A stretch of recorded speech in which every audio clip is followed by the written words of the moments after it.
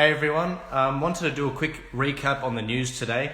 This is round 2. I want to make sure you guys know exactly what's going on. Big news out of the USA, massive wins for the governor race that's going on there. Another one of the results is still waiting on it to come through. But I want to give you an update on exactly what's going on. Also, what's been happening today. A lot of really interesting things have been happening today. Some outrageous comments from Brad Hazzard, but yeah, it's very, very interesting. Guys, let me know if you can hear me. I'll keep going. I think it's hilarious what's going on in the USA right now, and I think it's also hilarious what's going on at these climate conferences. It's been really interesting to see exactly how they're pushing this crisis, and it's like, what are you guys freaking out about?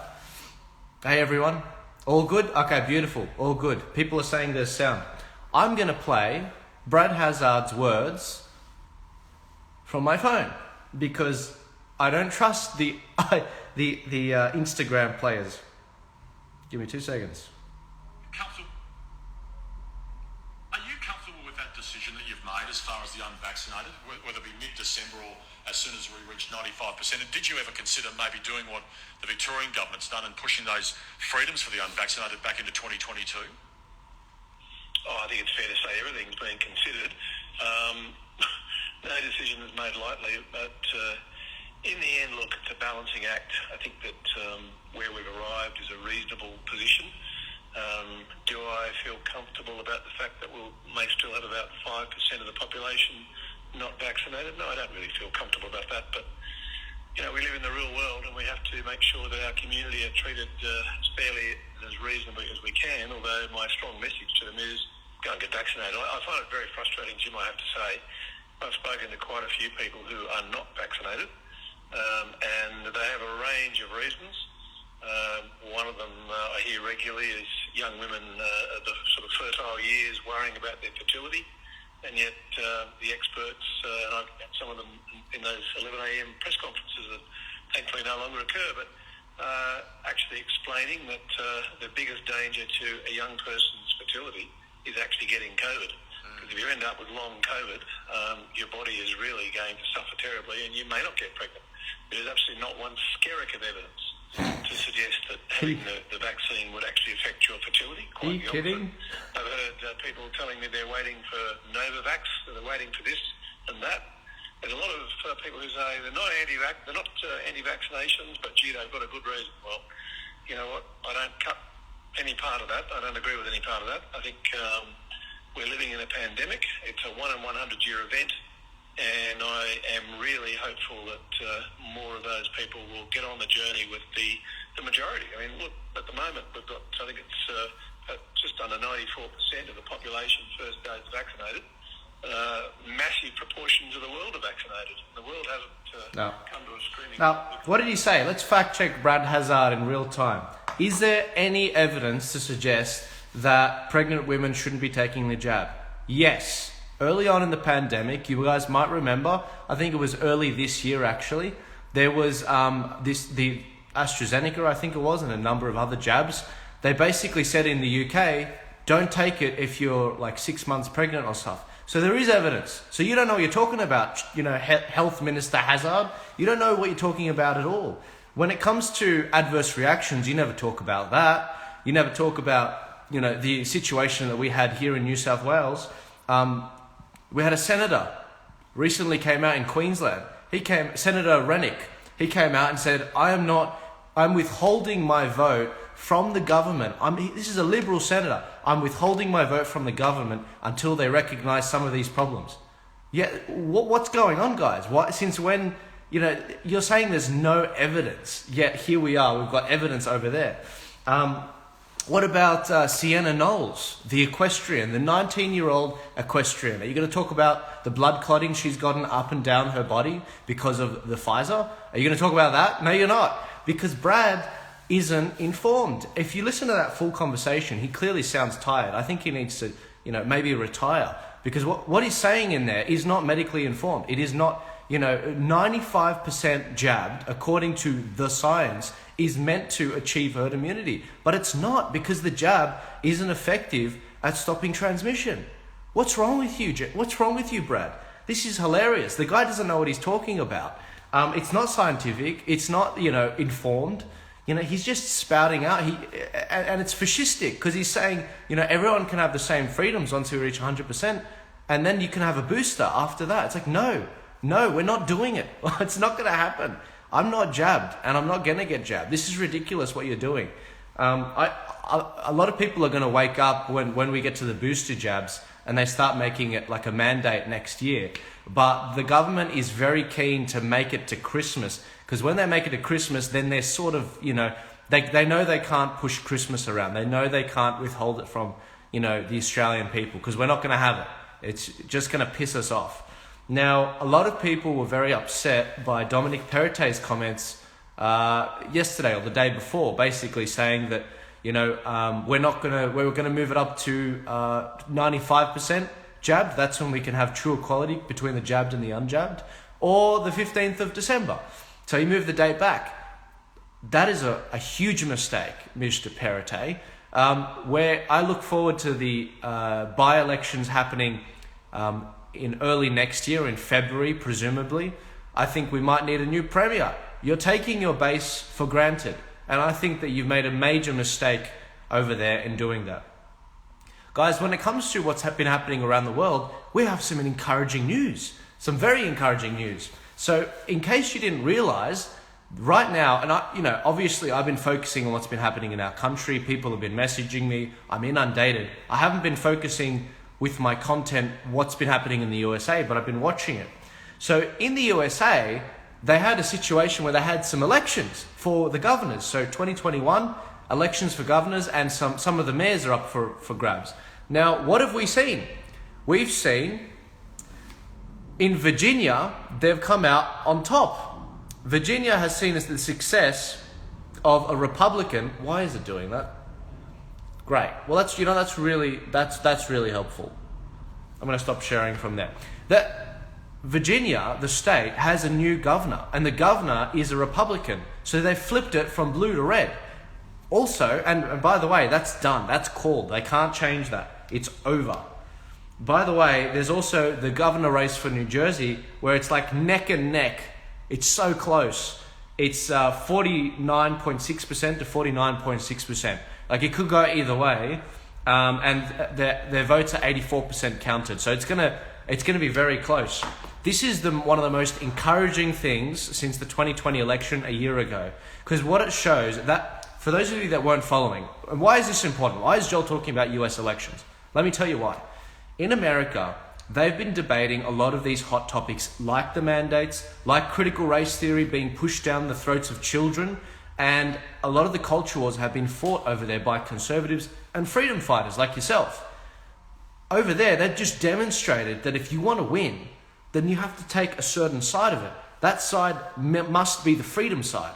That's really encouraging because, Kamala Harris said quite humorously before the election, she was saying, we have to win. The Democrats have to win. Why?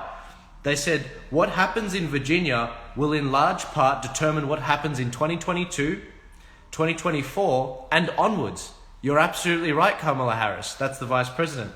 What it means is that we're going to see a situation where, 2022, 2024 are going to be a red wave. I can't wait to see it. I have no doubt the Republicans will recapture the House and possibly the Senate. If they recapture the House, they're probably going to try to impeach the president and the vice president, but that doesn't remove them from office. You need 2/3 in the Senate to actually remove them from office. Maybe Donald Trump should run in Florida because he could actually be president. But anyway, that's a side note. It's advanced knowledge. I don't have time to explain to you guys right now.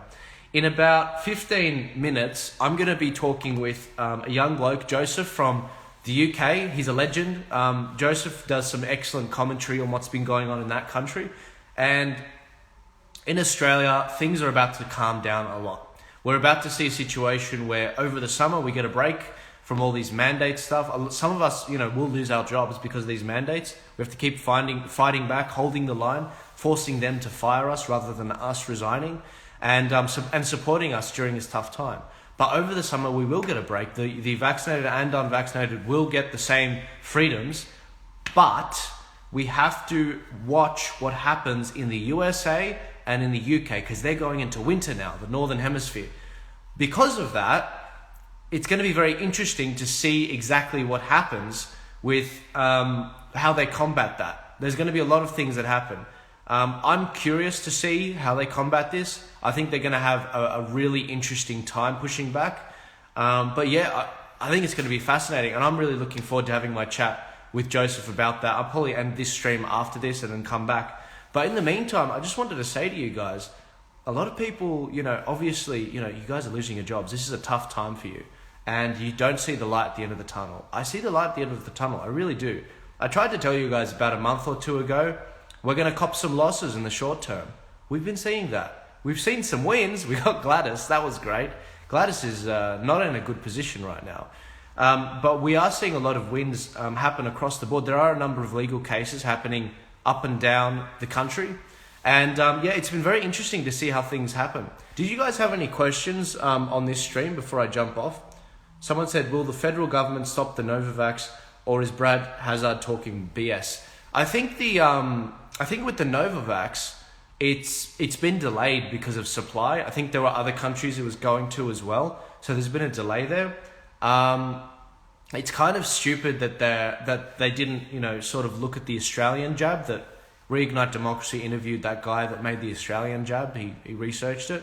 But yeah, it's ridiculous. But guys, remember, you still have your vote. You still have your vote. We've got a lot of elections coming up. We've got by-elections for the people in those seats where MPs have resigned. That's probably going to be in February. And also, we're going to end up seeing an election in May, possibly, for the federal election. That's going to be really interesting. I think it's going to be fascinating. And when we look at what's going on over in that country, I think it's going to be very fascinating to see how things develop there. I'm very excited. I'm very excited indeed. Did you guys have any questions? What's your advice on the pandemic bill push for Victoria? For Victoria, if you're in Victoria and you're listening now, you better get out there on Saturday. I can tell you guys to go out and protest because it's illegal to protest there right now. Just check the chief health officer's orders, and check the obviously social distance and all that. I've got to say that. But get out there and see people, spread the news. Make sure you tell people exactly what's going on. You have to oppose this bill. The Victorian bill is insane. You can't allow it to go forward. It's ridiculous. Let's see what else you guys have got. What's your opinion on the 15th of December extension? I actually already spoke about that. It's ridiculous. It's a big betrayal. A lot of people were saying Dominic Perrottet, they knew it from the start. And it's like, okay, guys, well, what did you do to prepare for it? With a new premier, you do have to generally give them a bit of leeway. And obviously, he said he was making the right sounds to start with, just like any politician. But you give them some leeway because it gives them an incentive for the good ones to speak out. And we've seen one speak out like Senator Rennick. However, Dominic Perrottet has gone against our trust now. He can't regain that trust. So that's gone. So in the span of a month, he's only been in for a month, he's lost that trust. He majorly screwed up. What he did was completely went, not against what we said, against what he said. So he doesn't, you can't trust the thing the guy says anymore. And so now we're in a weird situation where it's like, all right, the most conservative candidate in the Liberal Party basically has betrayed his word. So now it's time to take him out. And that's why we have other parties, so that we can prod him. Let's see what other questions you guys have. Do you know anything about the military training? No. Do you think we can still trust the voting system? I do. A lot of people tell me, Joel, every election for the last 30, 40 years has been rigged. And I'm like, no, that's not right. That's not right. Because if that was true, because these same people, they tell me that the Dominion voting systems are coming to Australia. And I'm like, guys, if they were coming to Australia, that means our votes now are working. Why would they try to rig an election if our votes right now are working? It doesn't make any sense. Why do you double rig an election? It doesn't make any sense. So I think that it's going to be good. I think it's going to be great. The next few elections, I think we're going to be able to send a very powerful message. I'm looking forward to revealing Plan B for you guys. We've got a team that we've assembled to help guide all of the minor parties in a way that's going to work together. Right now, as I said in a stream yesterday, I'm not impressed with the minor parties. Everyone listening now, you should be a member of a political party. And if you're a member of the minor parties, you need to demand of them that they work together. They must work together. Otherwise, what's going to happen, just like in the last election, where they didn't work together, they ended up losing a Senate seat. We could have had a Senate seat up there with Pauline Hanson from New South Wales, but we didn't. Why? Because they didn't work together. They didn't work together. The minor parties are so concerned about their own interests that they would rather, be individual than work together. Let me give you an example. Because they agree on like 5 to 10% of... There are disagreements on about 5 to 10% of issues. The other 90% they agree on. They all agree on opposing mandates, opposing lockdowns, the freedom of choice for your body.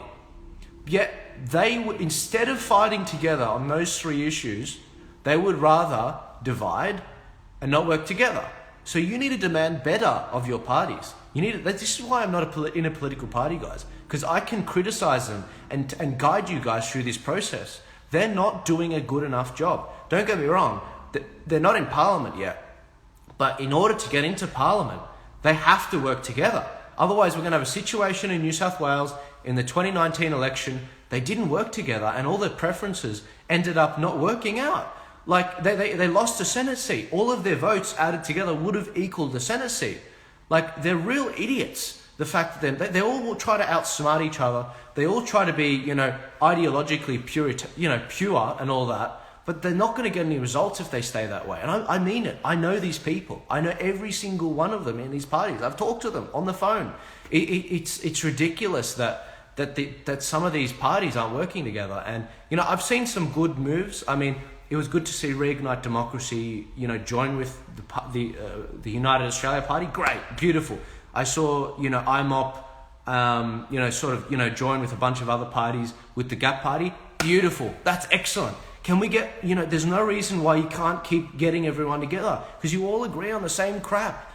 I'm just scratching my head. I've been following politics for a while now, and I'm just like, what's going on, guys? Did your balls drop off? Do you think you can go at this alone? You can't. Not one of these parties can do this on their own. They all need each other because eventually, when they do get into Parliament, they're going to end up forming a coalition anyway. This is what doesn't make any sense. They're going to end up forming a coalition, with One Nation, with the United Australia Party. They've got to work together. Otherwise, they're just screaming into the wind. I'm conscious of time. In 5 minutes, I'm hopping off to hear about what's going on in the UK because that's what's going to happen to us very, very soon. Someone's telling me to push Covax. Yeah, that's the Australian jab. Can we protest in Sydney this weekend? I will be covering Sydney's protest this weekend.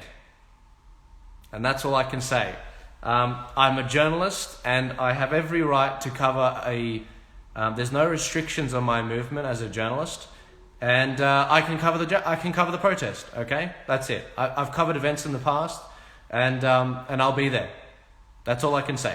So I will see you guys probably there. Forgive me if I'm flat chat on the day. I'm making sure that I monitor everything and I get everything on camera. I'll have a few camera guys there. But go visit Reclaim the Line on here on Instagram. I think they'll be posting the location closer to the date, maybe even on the day. I'm not sure specifically, but that'll be interesting to see what happens. Let's see if there's any other questions. Do you think the democratic system will work in Commonwealth countries as royals back the Great Reset? Yes, I think we can push back. And let me give you an example. Scott Morrison sort of reluctantly agreed to the net zero promise, but he was sort of bullied into it by the royals. Sorry, I'm just messaging the next guest. Message off the other account. I'll be awesome. I'm going to have him on very soon. This is going to be really interesting because I've been holding off on international guests. I've got a really interesting bunch of people I'm going to interview very soon from the UK, but also America. But tonight we're starting with one bloke in particular, Joseph. He's going to be great. It's going to be really funny because a lot of you guys are probably going to follow him And this guy from the UK, he's going to end up having like all these Aussie followers, like majority Aussie followers, because it's a relatively new account. He's a lot bigger on Twitter. He's got a much bigger account than me on Twitter. I can't get anything done on Twitter. Twitter is just a headache. It's absolutely insane. 7:58. What should I say to you guys for 1 minute? I think you guys are a really cool audience. I really do. I've met a lot of you over the last few, this is the last year or so, and you guys are just awesome people. You're the best of this country, and when I see what's going on in the country, I fight as hard as I can, to my own detriment, to get you results, and I'm my harshest critic, and I'm doing it because I care about you guys, and I stay up so late, covering all this stuff because I want to see results for you. So that's my little corny message to finish this off, but I mean it. You guys are awesome people. I like you, and I'm fighting for you, and I want to see all of you succeed as things go ahead. I'm going to end this live stream before it gets too corny, and I'm going to start this new one with this guy from the UK. If you guys want to donate to me and support what I'm doing, especially support what I'm doing with Plan B, and believe me, if it wasn't for you guys donating, from what I'm doing, then it leaves me open to people subverting what happens. Basically, I am only funded by you guys. So if you want to support what I'm doing, if you want to support what Turning Point's doing, which is basically me in terms of what I'm doing, go to the link in my bio, please donate. It really helps what I do, and it stops me from having to bring on big donors that want to control, what I do. I don't want to do that. I want to be loyal to you guys. I don't want to bring someone on that says, oh no, you can't talk about this issue or that party. You can't support, this party or that party. I don't want that. So, but thanks so much. I'm going to start a new live stream, and I'll see you back in a second. But if you want to donate, now's the time to do it. Thanks.